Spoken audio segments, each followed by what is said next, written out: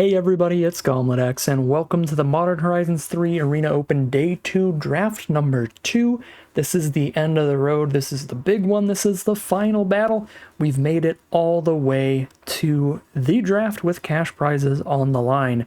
It is going to be quite a difficult one though. We're playing against a bunch of other people who made it through and won quite a few games without too many losses, so it's going to be fierce competition here. And if we lose a single round, we are completely out of the event. That said, if we can win at least 2 rounds before we lose one of them, we could be leaving with some cash prizes. So obviously potential for some huge prizes today, and no matter what, we are leaving with a good chunk of gems. We'll be at nearly 40,000 gems, even if we scrub out immediately. If we can win at least 1 round, we're way up in gems, so should be a great time. Without further ado, let's just hop into the draft and see where the cards take us today. Alright, and here we are for our pack 1 pick 1. Unfortunately, a pretty weak pack here. I don't think any of the uncommons are worth going for a 2-color card. They're all fine in their respective decks. The rare's not particularly good. And when it comes to commons, we don't even have any of like the best commons in the format. We have 2 really solid mono-colored commons, the Serum Visionary for an excellent value play for any blue deck, and Malevolent Rumble. This is a solid way to dig for your best plays or a land when you need it, just another pretty good value play for any green deck.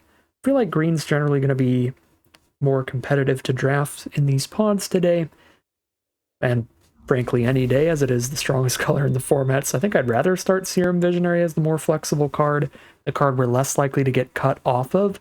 But then Conduit Goblin was, I think, also an option there if we wanted to just immediately commit to something really aggressive. Pick 2 is another pretty weak pack. We could go for Aether Spike just to stick on color, but I think there's a big enough jump in power level to take Eldrazi Repurposer or Metastatic Evangel as the next strongest mono-colored cards in this pack, both of those being off-color from our first pick, though. I think Repurposer is just the strongest card in the pack. 3 mana for a 3/3 and a 0/1 Eldrazi spawn to ramp up, plus when it trades off you get another spawn to ramp up. It's really great, giving you a wide board state it's hard for your opponent to attack through while ramping you into bigger Eldrazi threats later. Let's grab the Repurposer here.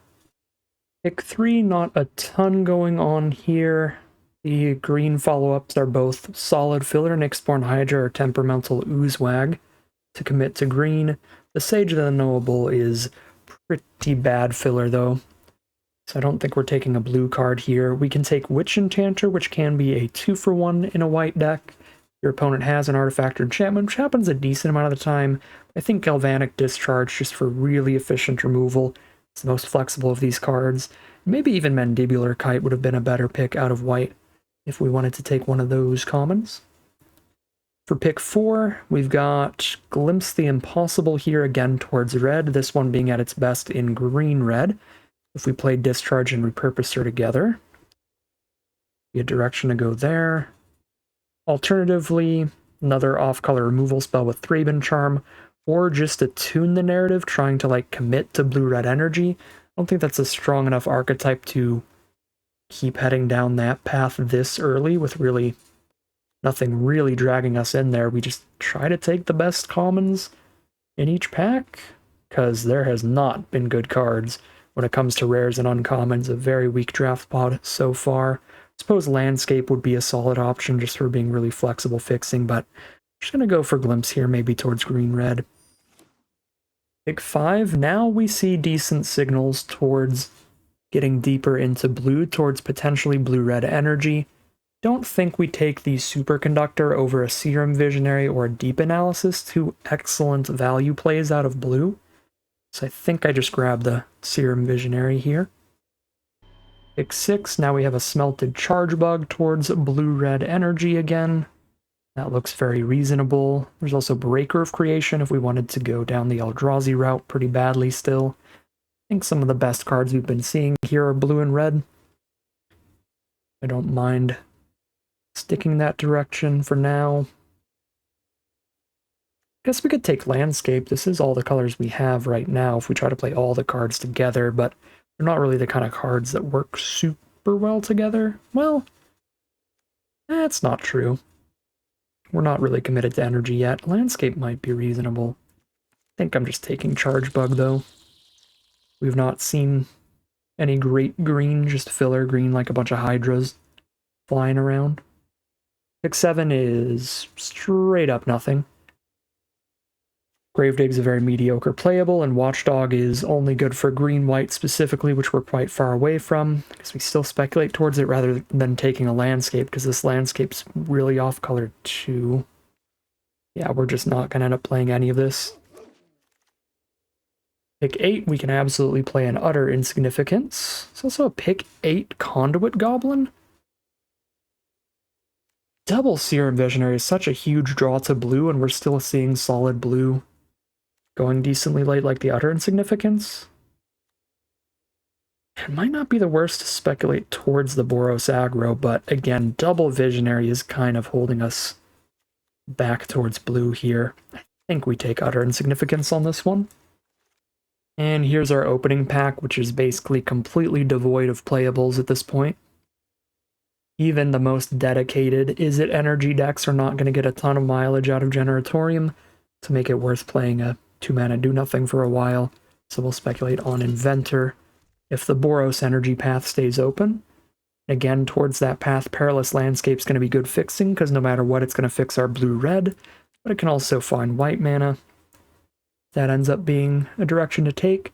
I don't think Skyclaw's a great flyer, or Wavebreaker's a great card either, so grab fixing out of this pack.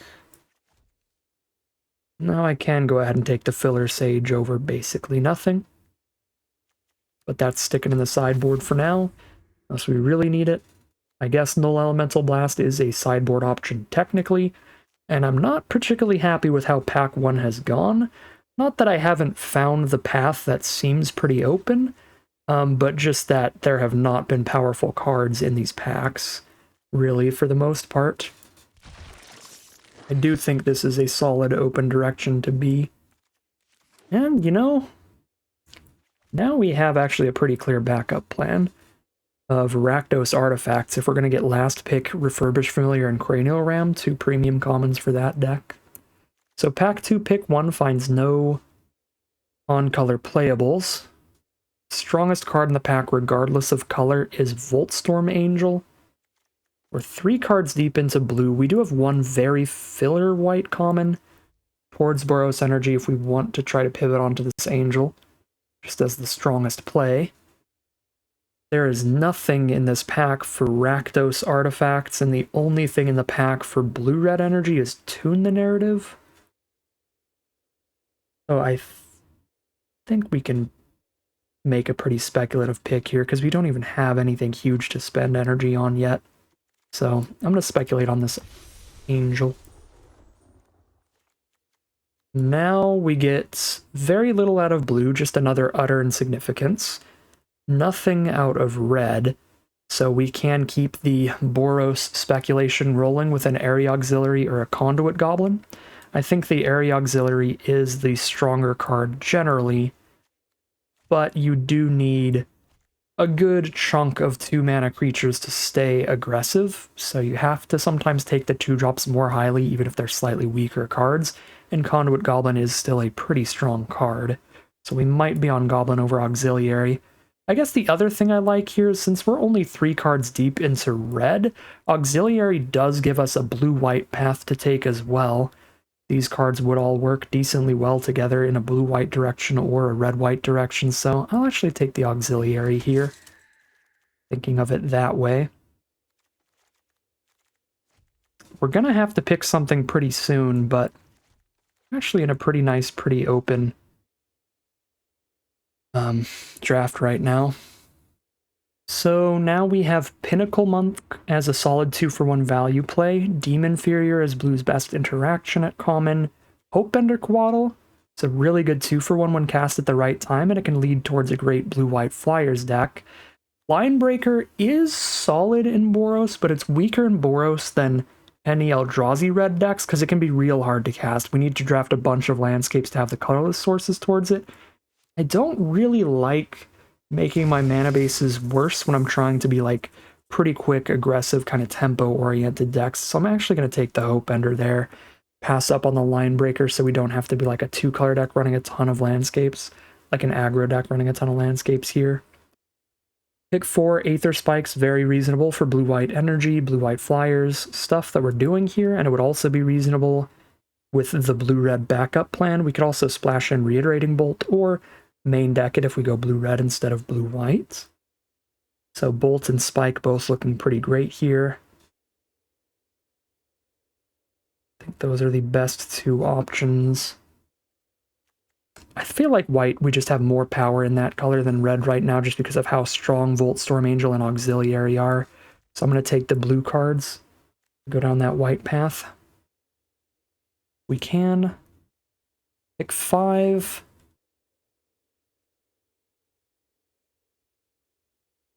Really nothing much for us. There's a Simulacrum or a blue-red landscape. I'll take the blue-red landscape.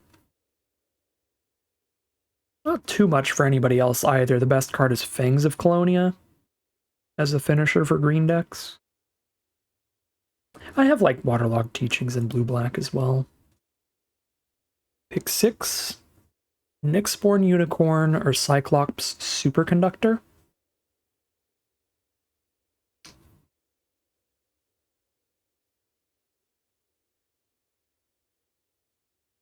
We have no 2-drop creatures right now, so just a 2-mana 2/2 creature on curve is actually something considerable for this deck. Here we see a great green-red card, which is wild. I feel like I didn't see that much towards Eldrazi decks out of pack 1. Pick 7, another Inspired Inventor now. Quite solid for blue-white energy and blue-white flyers stuff. Specimen, I've just been very, very unimpressed by every time I play it. Feels like it ends up just being worse than an island because you so rarely cast the front half of the card. Pick 8. Nesting Grounds can find some synergies to where it might be worth taking over Superconductor. We're 5 cards deep into white, only 3 into red. Feel like we are late enough in the draft. Probably am fully committed to blue-white energy flyers over blue-red. We give up on that.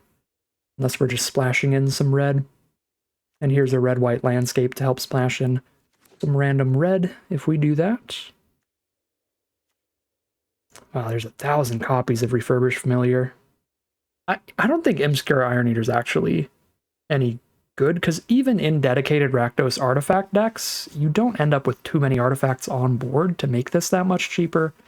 So I wouldn't be super pumped about that, but being in black-red artifacts just in a draft pod where like 50 copies of Refurbished Familiar were opened would have still been pretty solid. So maybe that was the 2020 hindsight place to be in this draft pod, was just like an all commons Rakdos artifact deck.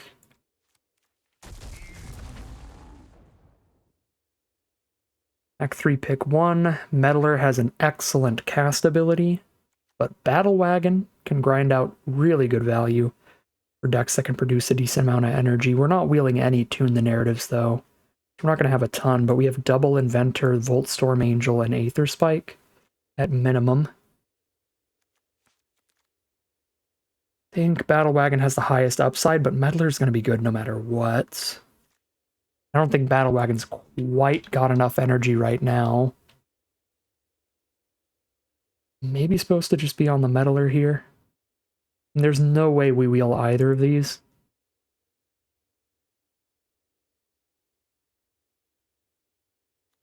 She's going to take Meddler in the end. It'd be too fancy to try to get more energy stuff when it feels relatively like it's in relatively high competition in this draft pod.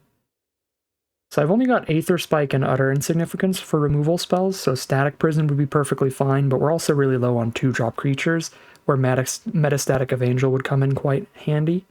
Also another Utter Insignificance. Maybe we can take of Angel, and if we get lucky, wheel an Utter Insignificance? Probably not, because all the little 1-mana draw spells have been getting taken, but we need 2 drops. We need to curve out better than this.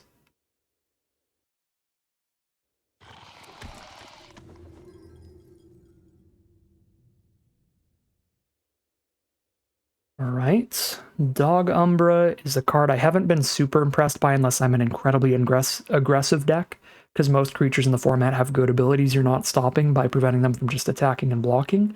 So I think I would rather take the Battle Wagon here, even if we don't have the greatest synergy for it in the universe. I think it's still probably a bit better than a Dog Umbra.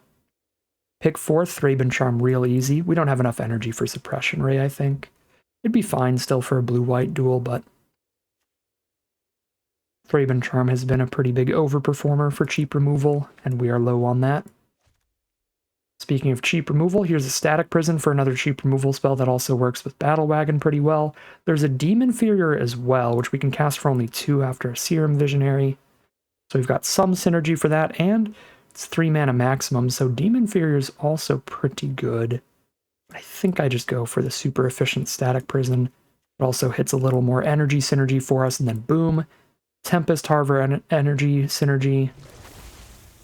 And sick, get another Static Prison. I think 2 5-drops already. I can take this over a second Meddler. And with how late this one is, maybe we get the first one back. For our pick 9. Alright, 2 mana, 2/2 flying first strike. Looks good for a blue-white Flyers deck.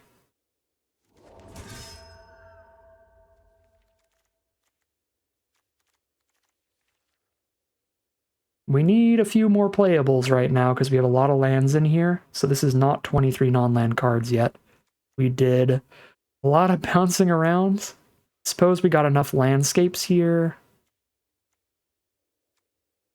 We have 4 red sources in the deck if we put a single mountain in, so we can splash and discharge.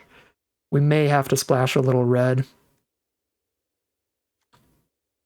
Discharge in like a superconductor or something. 5 lands, so this is currently 20 non-lands. Oh my god, we wheeled the tune the narrative.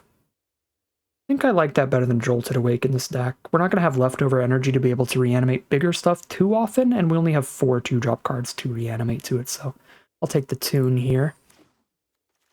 Okay, so this is now 21 non-lands. Boom, we got the Utter Insignificance back. That's 22 non-lands, which still low enough that we are splashing into red cards, sadly. Here's a blue-red duel to help, though. I don't think this card does anything. Power Balance. Yeah, Sage doesn't do anything in this deck. We're not throwing that in here. Yeah, not super happy with this one. I'm entirely honest. It's certainly not quite a train wreck. There's a pretty consistent deck at the core, if it weren't for having to splash in a couple cards, but we have a decent curve, plenty of evasive threats for a solid game plan, and a good chunk of interaction.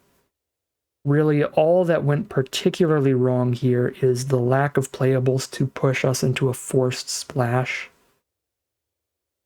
Wish that we did take just a couple more like filler blue or white cards over landscapes at some point to be able to get there without a splash. Because the splash is rough. Have to run a bunch of tap lands to do it. I don't know what the last addition to this deck is. What is our creature count? 13? Probably just another creature. Yeah. Again, it certainly was a very weak draft pod. I think the best we could have hoped for was a deck like this, except with 3 more blue or white cards, so that it's just like a 2-color deck. A deck around this power level. There were a few different options that were open to us. We could have stuck on Boros, and that would have panned out a little better in the end. Because if we did rip that line breaker, like, we ended up having to run a bunch of landscapes anyway. Just so that we have red sources for the red splash. So we would have just been on a Boros deck with a bunch of landscapes that can actually cast a line breaker and has, you know, that 1 bomb in there. Really didn't want to have to run a bunch of landscapes, but we ended up in that position anyway. Just because I don't love running a bunch of tap lands in more aggressive strategies. So maybe Boros was the absolute strongest deck we could have been in, but only would have been a tiny bit stronger than this, tiny bit more consistent. I think just the biggest thing that really went wrong was probably, you know, some of the black speculations. When we were speculating into like fourth colors, if we just took pretty mediocre filler on color cards so that we could have just a few really mediocre filler cards here instead of red cards, we would have had a better deck in the end. So maybe, you know, speculating so much that we had, you know, the Rakdos artifact backup plan or something like that, maybe could have been where we fixed things. Or once again, just committing a tiny bit earlier. Well, this was a pretty difficult draft pod to navigate, where I am certain blue, red, and white were seeming to be some of the most open colors. We would probably end up in some combination of these, but locking in and really deciding which is going to turn into the better deck, it's not going to be the most clear with the cards we were getting past here. Alright, so let's work on our mana base. We have 10 white cards, 11 blue, and 3 red. Right now we have 5, 6, 7, 8 ways to get white mana. 5, 6, 7, 8, 9 ways to get blue. And 1, 2, 3, 4, 5, 6 ways to get red. I think I'm cool with just like 5 red sources here to keep our main 2 colors more consistent. We've got really important double white cards, the Voltstorm Angel and the White Orchid Phantom. So I want to cut a mountain for another plains. That's a 9-9 split of white and blue. And I think with the double white cards and... well, I guess there is one more blue card than white cards, but really the double white cards being the most restrictive, I'm kind of cool to go down to 8-10 here for blue and white. And then again, the 5 for red. I think this is the mana base we do in the end, so we can actually hit White Orchid Phantom sometimes. The White Orchid Phantom also looking just so awkward mana-wise because we ended up having to do this splash where we end up with like 5 tap lands in the deck. So much more rough than if we were just dedicated 2 color. Yeah, not really feeling this deck, but it'll be an interesting one to look back on the draft pod, see where all we should have committed. Because, again, would just be a solid, very average build of whatever we end up in. There was no great place to be, no shining beacon to pull us out of the muck in the draft, so we end up with a pretty average deck that also has to splash, which is about the worst case scenario here. We could get some good draws if we draw the right mana and just curve out. We still have a good chunk of synergy. We've got a nice aggressive curve, plenty of interaction. Still looks like a decent deck at the core in terms of just the card quality. When compared to the card quality we could have had out of the draft pod, this is about where it's going to be. It's just really the consistency that's lacking with a bunch of tap lands and having to run 3 colors of cards. That's where things can go wrong, where we're not playing things out on curve because I have to sack a tap land, or we're missing a color to cast something in our hands, so that just gets stuck there. Just a bunch of little things like that that can add up to drag against this deck's power level. So fingers crossed here. Again, we could still get lucky and just not get hit by the weaknesses of the deck, and this does just play out as just a decent average blue-white deck. But we'll see how it all goes. It is time. Can't delay the inevitable. We gotta hop in the matches and see how it all does as we head into round number 1 of Day 2, Draft 2. Alright, here we are on the play for Game 1. We have no threats in this hand, but we do have our 2 core colors and good interaction. No threats is awkward, but we'll have plenty of energy for the Static Prison. We don't want to go down a card here with decent mana, at least, with the way that our mana base is. We just gotta hope to hit spells, really. Okay, well, we have perfect mana, but we could also flood pretty easily now. On the 5th land, the 6th land draw now. Probably just a landscape for a white source to then another land out of the deck. There's an argument for playing the mountain and just holding up Galvanic Discharge here, just in case I top deck like a 3-drop, but they also play something that I would want to discharge.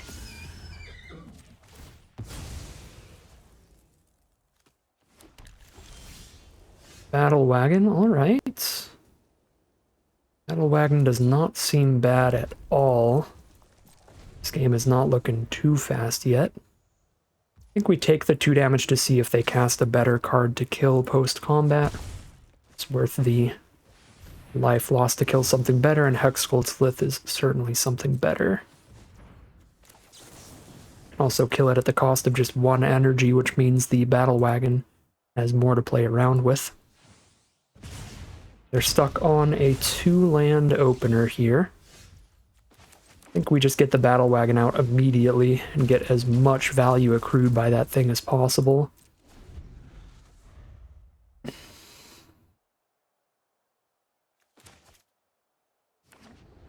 Okay, they have found their 3rd land, also a red source here. They're reading the Battle Wagon, so they're not going to attack in here if they don't have a trick for the unicorn. Yeah, so no attack in. We just get the energy, or we get to draw a card. Just going to get the energy. Make sure that I have enough to threaten the Battle Wagon as a blocker. We want to do that. So I can Serum Visionary.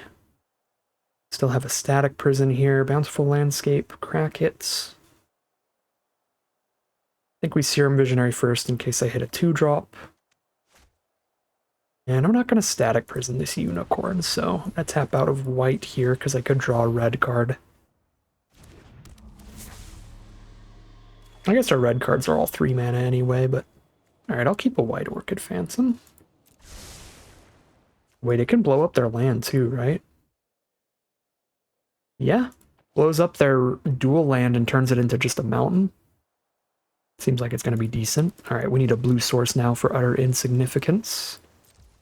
But I think we're just going to Battle Wagon for card draw over cashing in all this energy to attack. So we're against Boros.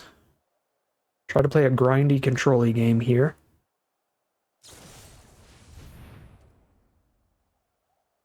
Sure.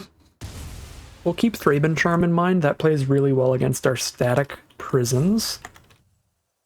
So I'm adding it to the notepad real quick as something to potentially play around or keep in mind when we're making attacks with a static prison on board. They could respond with like a Thraben Charm and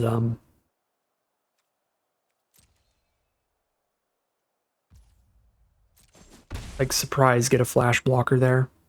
Again, I'm not blocking because they know I can Battle Wagon here, so they're not going to make that attack without the trick. Well, they wanted to do the +1/+1 counter, and they backed out. Okay, they are doing it. +1/+1 on the unicorn. Fair enough. I can Insignificance and then also exile it next turn by playing a landscape here. Feels like the play.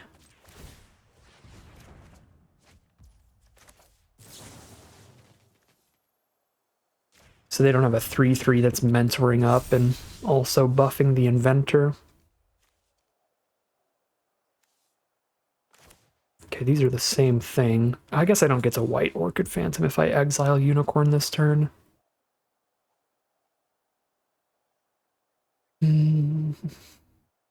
I've got time. I can exile Unicorn to play around like another Thraben Charm from our opponent. I think we do that.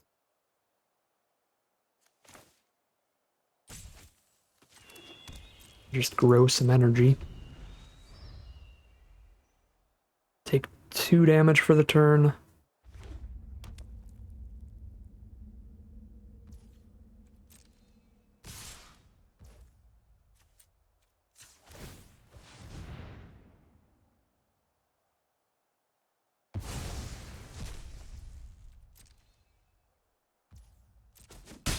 down to 14.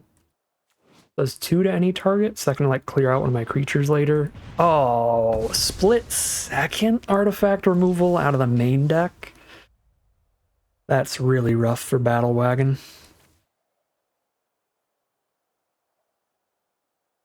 Yeah, that's a bad time.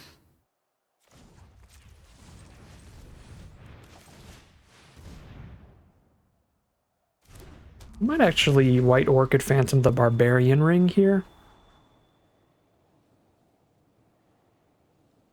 3 energy. Counter unless they pay 5 with Aether Spike.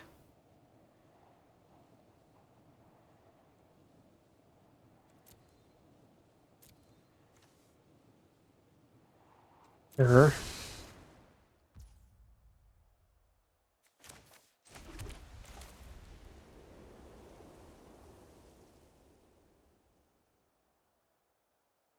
Yep. We're definitely using the Phantom on the Barbarian Ring. They'll shoot themselves less, but then they don't have just a removal spell on a stick later.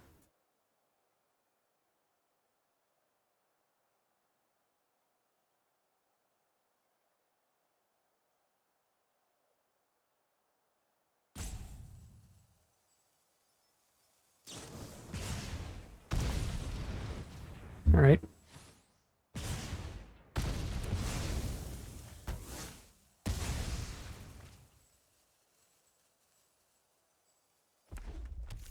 They kill the flyer. They're down to 3 cards. Let's see the trick they were going to use to kill the thing earlier. That's another Siege Smash? They had to have a different trick they were going to use on the Battle Wagon then, because otherwise they would just a split second destroyed it earlier. Because they were attacking into the Battle Wagon, like, before that point. Oops. This one.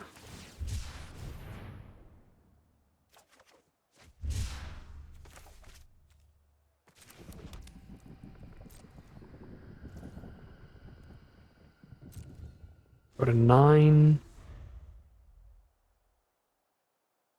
I have any other cards that need colorless mana? I've got another Utter Insignificance, so we're probably supposed to keep one of these landscapes on the board.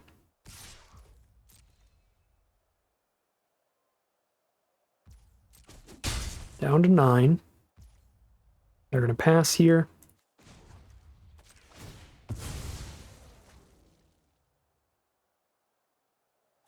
Final blue source, so this landscape can't even crack anyway. I could use it to shuffle, but that is all. So Gatekeeper single-handedly holds off the Inventor, and Harvester can win the top deck war with card selection. But they have 3 non-lands in their hand, so not incredibly confident right now. Is it just all split-second combat tricks here? They have a full playset of Siege Smash? We have to cut Battle Wagon. That's ridiculous.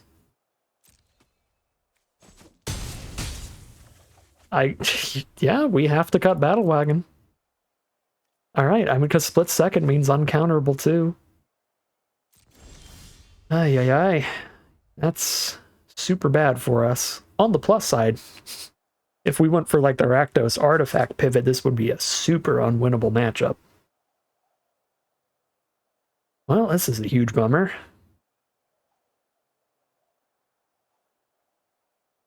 There's no universe in which I static prison this Inventor.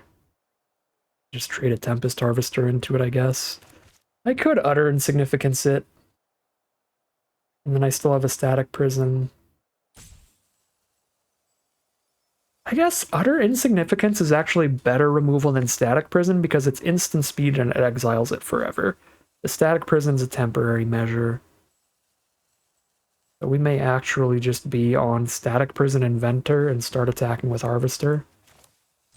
Alright, I lied. This is the universe where we Static Prison the Inventor. If they just have 2 more copies of Siege Smash in hand, we're gonna die if we don't kill it. And we're not looting this turn. anyway. The option is to loot or deal 2 to our opponent. Dealing 2 is better when our hand's already good. If the option is to loot or not loot, and there's like no damage gained from not looting, then wow, their deck is so pre-sideboarded. I hate this matchup so much right now.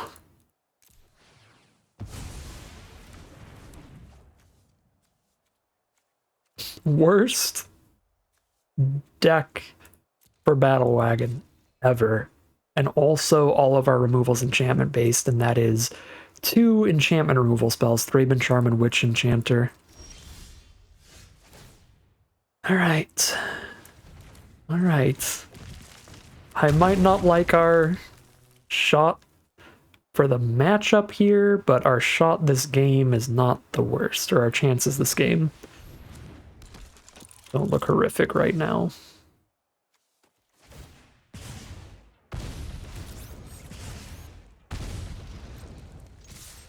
They're down to 10, 7 life to 10, they have no board. And we have an utter insignificance for their first creature to play as a blocker.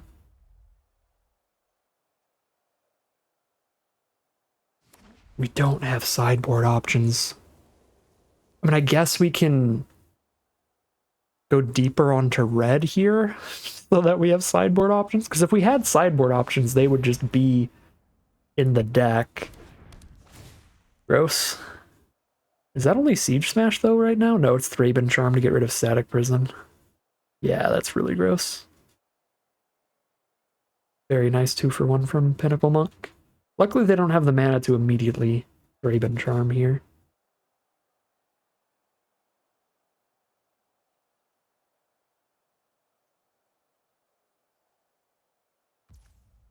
Yeah, so Thraben Charm to save the Inventor and have a bunch of blockers. I can still insignificance the Monk to hit for 5, put them to 5.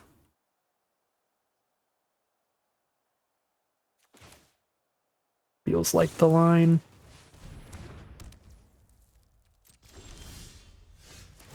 There's a Superconductor.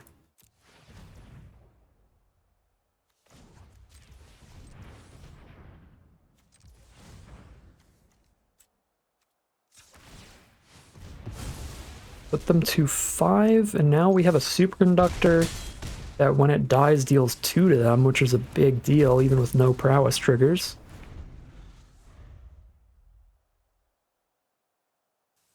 I'm adding to the notepad while we wait for them to think. Triple Siege Smash is pretty big to play around. Galvanic Discharge. There's the instance. Ooh, Infernal Captor? That's just dead, isn't it? No, it's bad. It's bad, but it's not dead. Focus for 2. Yeah, you got us. They're at 5 life. I have enough blocks for their board right now if they don't have like a second Infernal Capture, so I could main phase the Harvester for if I draw a Sorcery Speed card like a Volt Storm Angel or an Area Auxiliary. Those would be huge draws. Petrifying Meddler. Yeah, we've got some huge Sorcery Speed plays we can draw into. That's not one.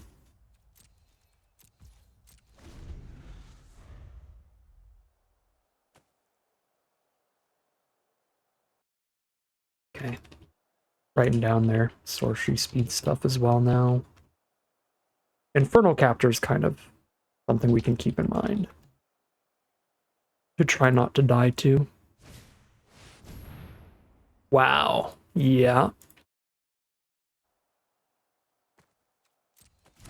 They've got the 3 energy for Superconductor, but I still don't think we're dead here. Because they have to sack this Captor. They're only attacking 2 creatures. Really? Alright. You got me. What a bummer.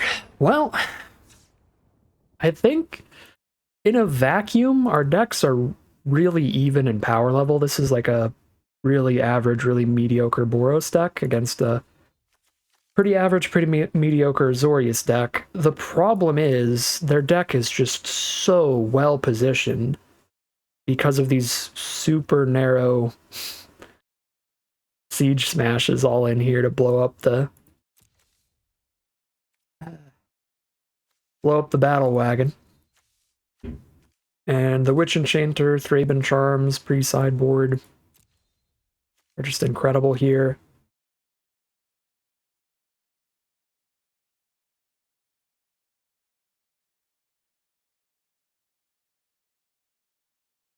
Yeah, we just can't play Battle Wagon. We just can't do it when they have 3 smashes and a Witch Enchanter.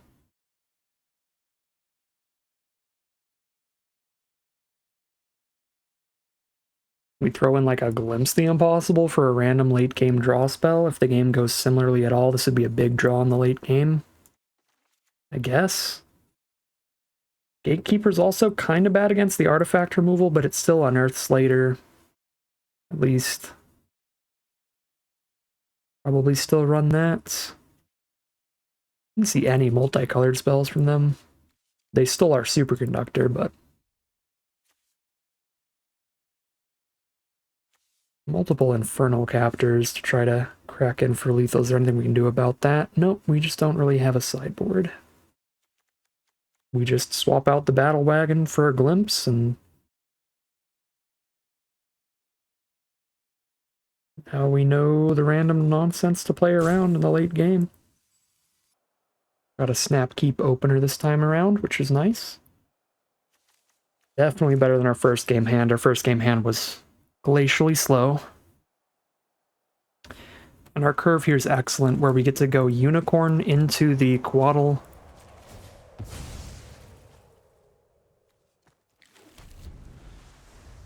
And then Inventor on turn 4, putting a counter on Unicorn to attack with both of them.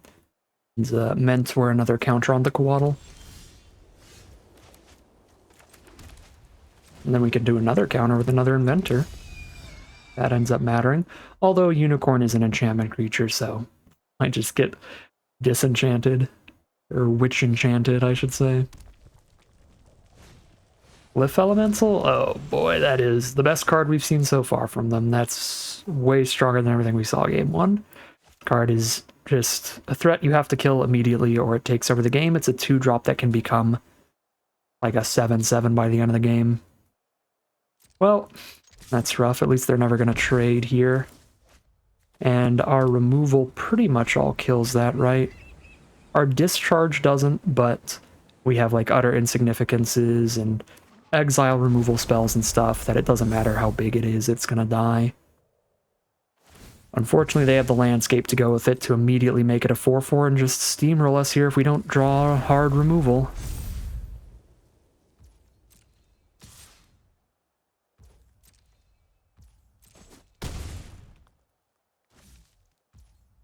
They don't even have a play for the Quaddle to do anything here. Gross.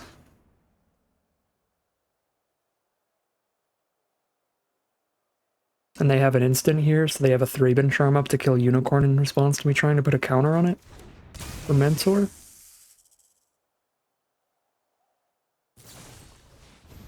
Okay, or they can do that. That's less bad for me. But I'm still just dying to Glyph Elemental. Because we are not drawing our removal. And I think with 2 copies of Utter Insignificance, like, I can't really sack this landscape right now either.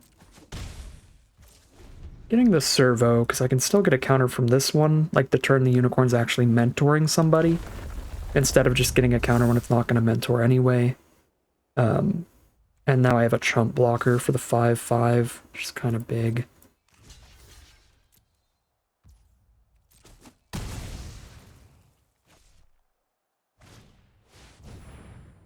Man, this has just been a blowout. What a 180 from draft number 1.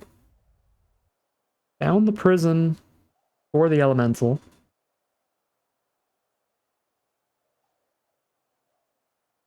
Also get a first striking flyer to prevent attacks from Witch Enchanter here. To hold off on the Inventor till next turn. I do that. Could play this Inventor and just try to maximize damage output, hitting for 3 by putting a counter on that, but I think it's a lot better to put the counter on a flying first striker if we can.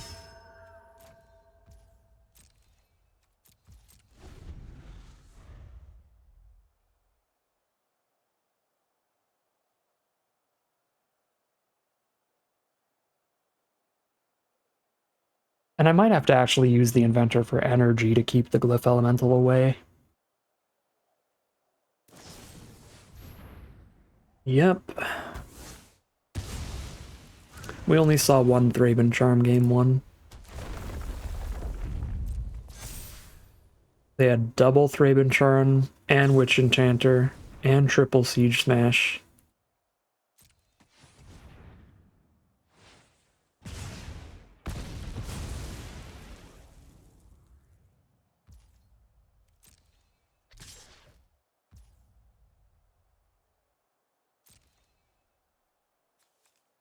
And it's just so over already.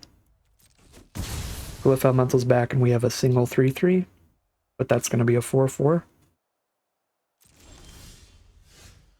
Well, maybe we get into a top deck war.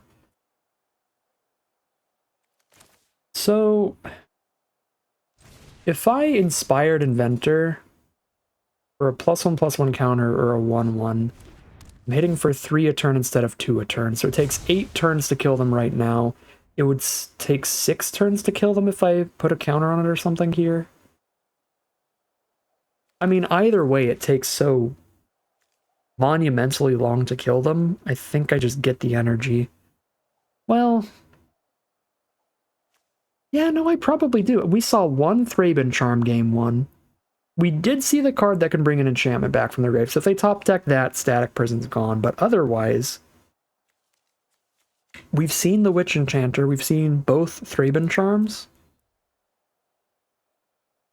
Like, they'd need a third Thraben Charm in the deck.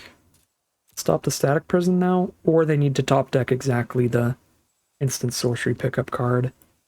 Yeah, I mean, we have to get the Summoning Sickness out of the way. We have to play it now. But I think we get the energy.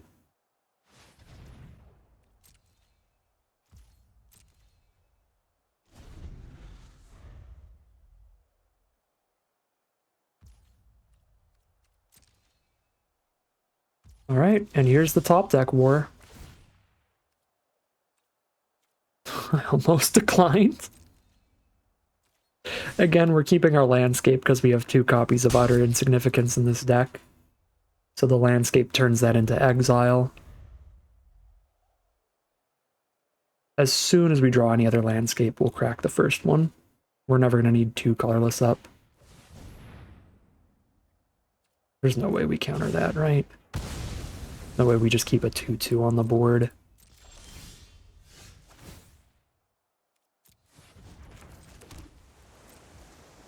Also spending additional energy to do that, making the Static Prison go away faster. Okay. Could be big whenever we find the red source. This one does not find red. Got 5 red draws in the deck. Oh. That's just as bad as Glyph Elemental is on an empty board, because it gets a counter every turn.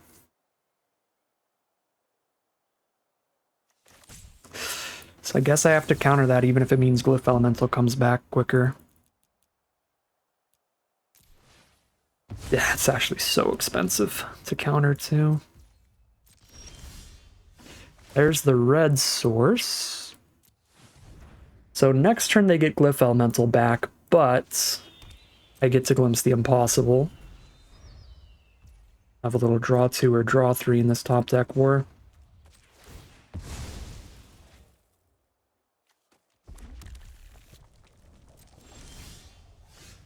Okay.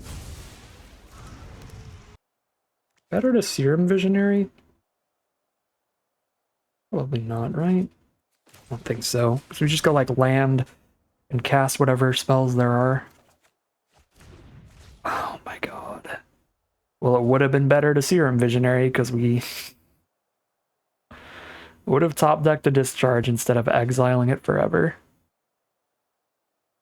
Wow, those are actually miserable hits.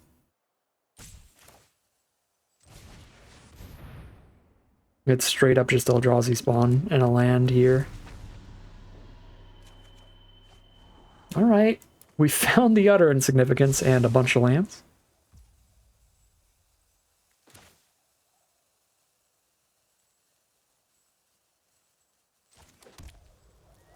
I have to Insignificance right now, or when they play a land, they get a counter, even if I respond with Insignificance.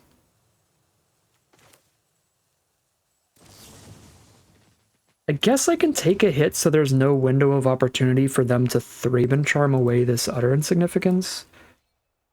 Yeah, I can take a hit or just like sack a spawn for a turn so that they can't top deck the monk thing where they like play a land, play the monk, play a Thraben Charm on Utter Insignificance while I can't afford to exile the Glyph Elemental.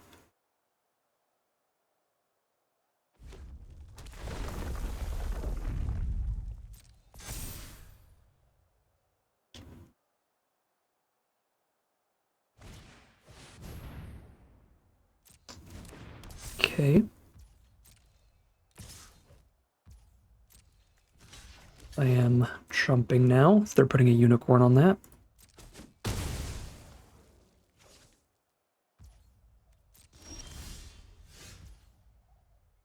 And I hit my bangers like Voltstorm Archangel and 4/5 reach that stuns something at all in this matchup. So far, it looks like no.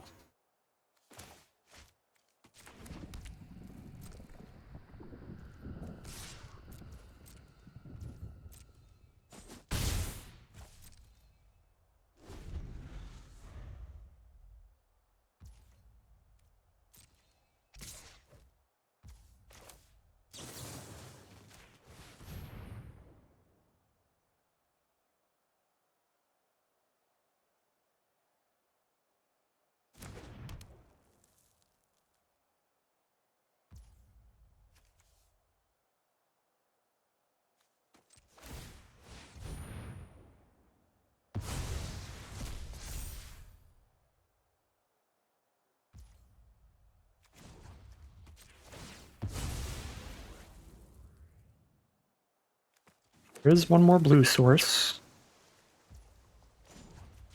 Probably another plains in there too. Yeah. Cool. Then some land out.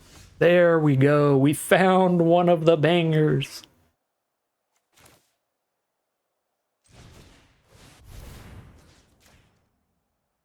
Pretty monumental at this point in the game. It's also too big to die to Thraben Charm or Galvanic Discharge from our opponent.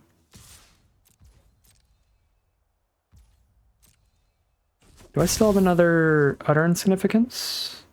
Yes, I do. So I'm going to hold on to the landscape so I get to keep the Chumper. Okay, they have a Dog Umber as well. We add to my giant notepad, we get to see basically their whole deck. At this point, if we get to a game 3.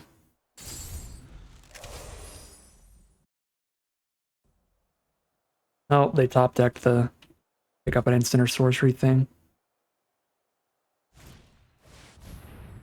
Yep, that is very good. Worst case scenario just kills our Serum Visionary and gets both tutus in every turn. 4 damage a turn now. Definitely a clock. They go for the Thraben Charm, but just hold on to it for now because they can deal 4 damage. Harry Auxiliary is the draw. We have one Thraben Charm of our own. So, actually don't mind putting a counter on Petrifying Meddler here, but that's probably wrong. Just in case I top deck a Thraben Charm for this Dog Umbra. We still put a counter on Visionary in the 0-1. I think we do play this now, though.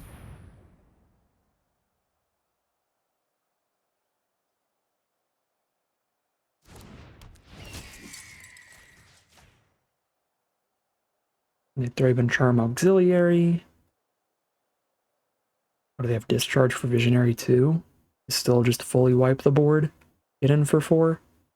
We're in a really bad spot there. Even if I held on to Auxiliary, it'd be dying next turn. We'd have no blocks up. Okay, so for now, Thraben Charm Auxiliary, so we do get the counter on Visionary.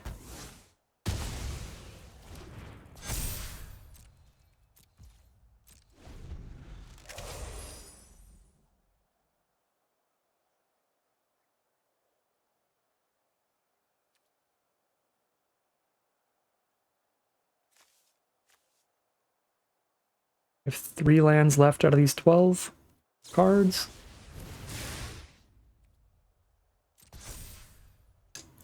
That's mega bad. I could just probably play a whole play set of Siege Smashes and incredibly kill me here. Yeah, if they have any other instant and I try to block Pinnacle Monk at all, they wipe my whole board without losing a creature. They just Siege Smash the Unicorn again, or actually Siege Smash the Monk to just trample over too. I mean, if they have more Siege Smashes, we die no matter what we do, I guess. But we pray they don't. Because, like, if I don't block at all and they have another Siege Smash, like, that's, like, literally lethal. Oh my god. Yep.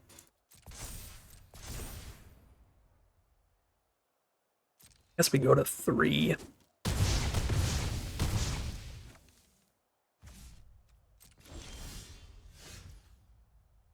Awesome.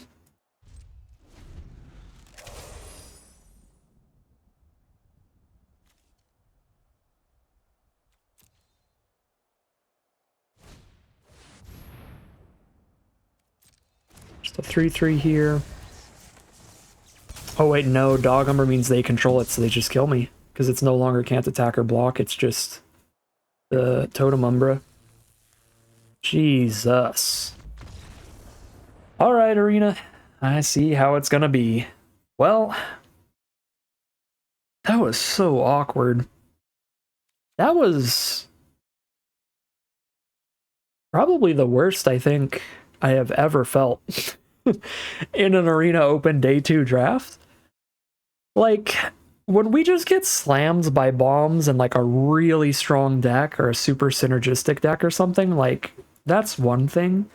But getting slammed by a deck that's like so like equivalent to yours, it's like these look like the same deck, except that yours is pre-sideboarded against ours. Like, it's just brutal.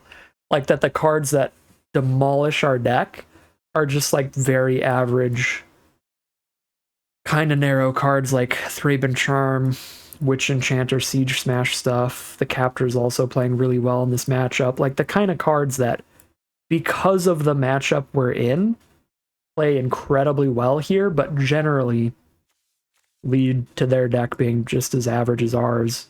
But it still ends up in just a total one-sided blowout because their deck is so well positioned here. Yeah, it's a bummer, it's brutal, but I really don't think we can win this matchup. As weird as it is, as average as their deck looks, as comparable as the deck's power level is, it's just their cards play really well against ours, and ours play really poorly against theirs. What can you do? Really don't think that was a winnable matchup regardless. Certainly could have played a little tighter, mainly in game 1, but I don't think there's anything we can do that turns those games around or puts us anywhere close to a victory. Could be wrong on that. Maybe looking back on it, there's some really clear mistake there, but I don't think I drafted super poorly. I don't think we played super poorly. I think we just hit an absolutely cursed matchup for the event, and that's all it takes. One loss and you're out, since we made it through 3-1 the first time instead of 4-0. So absolutely brutal.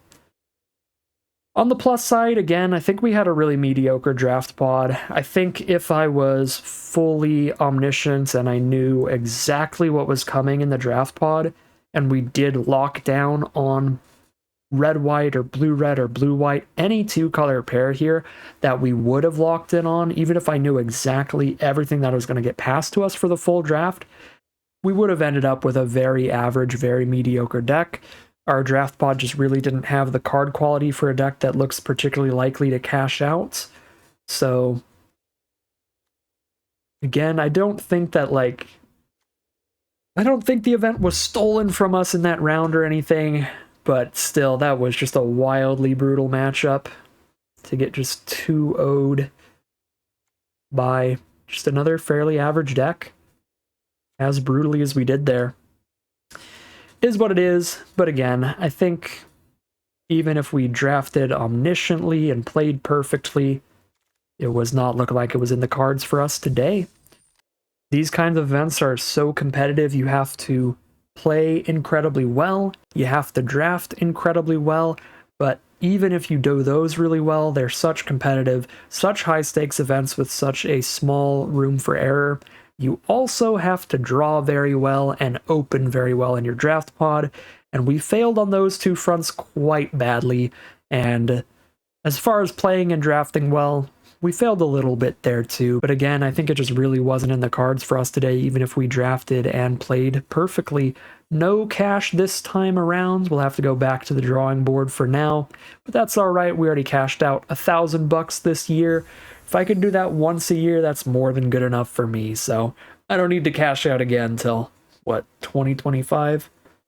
I guess if we want to keep the same rate of cashing out in these events as we've done so far, then it'll be once every other year. I don't mind that. I'm not a professional player, I'm not the greatest player in the universe. Let's shoot for cashing out once every other year and just try our best whenever it comes, so we got our cash out of the way with Outlaws of Thunder Junction. I'm cool just being up in gems and having real close to 40,000 in the account now, so as soon as I wrap up my practice draft that I did, then I will have 40,000 gems in the account. Just really going infinite on drafts. More than enough for me. Solid, solid value. Going infinite this year and having $1,000 in the bank instead of, you know, an extra 500 or 1,000 this time around. It ends as a bummer today, but overall, it's been a great year of drafts regardless.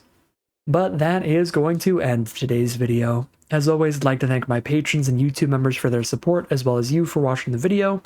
If you enjoyed this video and are interested in seeing some more, you can always like, comment, and subscribe to tell the YouTube algorithm to send you some more in your recommended feed. If you'd like to catch me live, you can check out the Twitch channel in the link in the description below. And if you'd like to support the channel directly, you can check out the Patreon link in the description below. But other than that, as always, thank you very much for watching, and I'll see you again soon for some more Magic Arena.